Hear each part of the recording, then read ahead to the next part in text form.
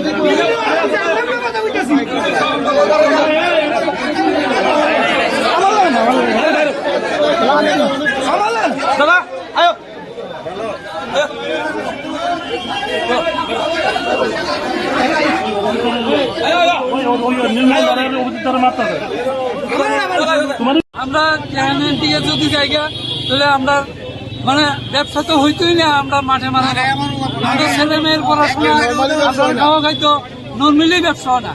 আমরা কিভাবে চলবো? তারা নাগরদোলা আগে আমরা যাইতাম, তারপর আলোচনা করবো। আমরা কইতেছি আগে আলোচনা করেন, তারপর আমরা যাবো। মানে আমরা ওইখানে নিয়ে এসে একটা লাঠি দিয়ে উঠাই দিব। এর আগে তো আপনাদের সঙ্গে আলোচনা হয়েছে, কি আলোচনা হয়েছে? আমরা একই কথা কইছি। কি কইছে? যে আমরা রোডের সাইডে প্যাসেঞ্জার লোনের লেগে পার্ক দিতেইব, আর অতিরিক্ত অটো যেটি থাকবো এটি আমরা ভিতরে নিব। এইভাবে আমরা সিদ্ধান্ত হয়েছে। তাই নিয়ে তো এইসব কথার মধ্যে নাই। তাই কয় আগে তোমরা যাও ভিতরে, তারপরে আলোচনা হইব। আমরা আলোচনা ছাড়া যাইতে না।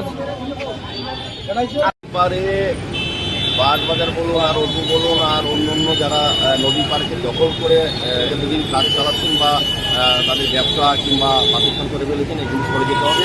কারণ আমাদের এই নদীর পাড়ে কাজ শুরু হয়েছে স্মার্ট সিটির। বাজারের সঙ্গে কথা হয়েছে, ওনারা একটা আইনজীবী একটা মামলা আছে।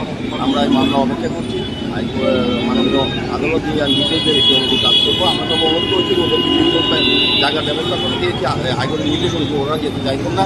একটা সময় হবে যেতে না চাইলে আমাদের আইনের ব্যবস্থা গ্রহণ করা হবে। আমরা সবটা জায়গা পরিষ্কার করবো, কোথাও কোনো রকম এনফোর্সমেন্ট আমরা পরিবর্তন করবো।